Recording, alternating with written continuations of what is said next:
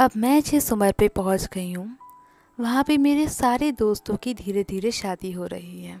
तो मैंने हर शादी पे एक बात बहुत कॉमन नोटिस किया कि बेटी की विदाई के वक्त बाप ही सबसे आखिरी में रोता है। ऐसा क्यों? चलिए जानते हैं। बाकी सब भावुकता में रोते हैं, पर बाप उस बेटी के बचपन से विदाई तक के बीते हुए पलों को याद करके रोता है। माँ बेटी के रिश्तों पर तो बात होती ही है, पर बाप और बेटी का रिश्ता भी समुद्र से गहरा है। हर बाप घर के बेटे को गाली देता है, धमकाता है, मारता है, पर वही बाप अपनी बेटी की हर गलती को नकली दादागिरी दिखाते हुए नज़रअंदाज कर देता है। बेटे ने कुछ मांगा तो एक बार डांट देता है, पर बेटी ने धीरे से भी कुछ मांगा तो बाप को सुनाई दे जाता है और जेब में हो ना हो पर बेटी की इच्छा पूरी कर देता है।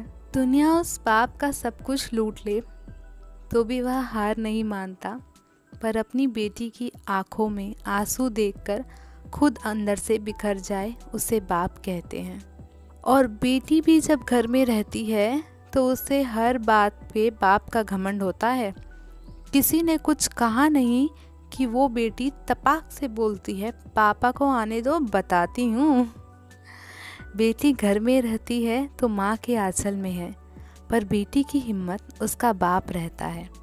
बेटी की जब शादी में विदाई होती है तब वह सबसे मिलकर रोती तो है, पर जैसे ही विदाई के वक्त कुर्सी समेटते बाप को देखती है, जाकर झूम जाती है और लिपट जाती है और ऐसे कस के पकड़ती है अपने बाप को जैसे माँ अपने बेटे को, क्योंकि उस बच्ची को पता है कि ये बाप ही है जिसके दम पर मैंने अपनी हर जिद पूरी की है।